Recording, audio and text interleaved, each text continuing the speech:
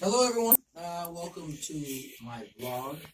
You can catch myself and Chris Ello on Gwen and Chris 97.3 The Fan from 3 p.m. to 7 p.m. on most days. Occasionally, our show is a little bit shorter due to the UCLA games.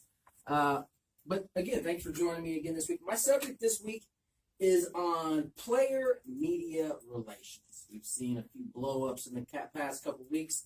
One that comes to everybody's mind is Kevin Durant. He went on an 8-day hiatus of just not talking. And when he came back on the 9th day, he unloaded some frustration. And listen, in my opinion, that's sometimes good. You know, when you have beat writers every day, players, going through what they're going through, media having their job to do, sometimes it's almost like brothers and sisters, right? You're around each other every single day.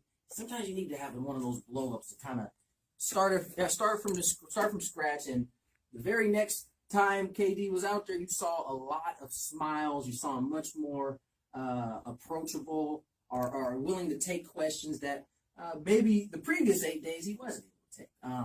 I also want to focus in on my counterparts, or not my counterparts, my colleagues in the media as well. I think we need to do a better job of not wanting to be first and wanting to be right. Too many times, it seems like we're more than ever on our side. We're having to retract, go back, redo, and sometimes just the headlines aren't even fair. I'll give you a good example. The Michael Jordan thing that took place yesterday. That headline made it seem like he just straight inserted himself into the whole debate of triple-double or consecutive 30-point games scored by saying the 6 championships was hard to cover. But the way it was cut, that's how it made it seem. But when you listen to the entire audio, he clearly answers the question by bigging up both James Harden and Russell Westbrook and the feat that they have been able to accomplish and how much it's helping the NBA. But we didn't even cover that part. We just covered him saying 6 championships. So it gives the audience out there that may have not heard the whole soundbite the impression that Michael's just inserting himself into a debate that he had nothing to do with. It makes him look a little callous and a little arrogant.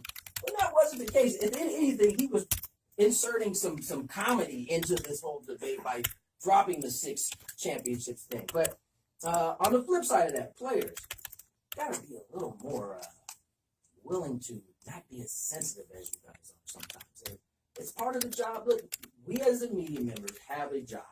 We are supposed to ask questions. Sometimes they're tough. But for the most part, we aren't looking to get you or play I got you questions with you. At the end of the day, I think we just want the story.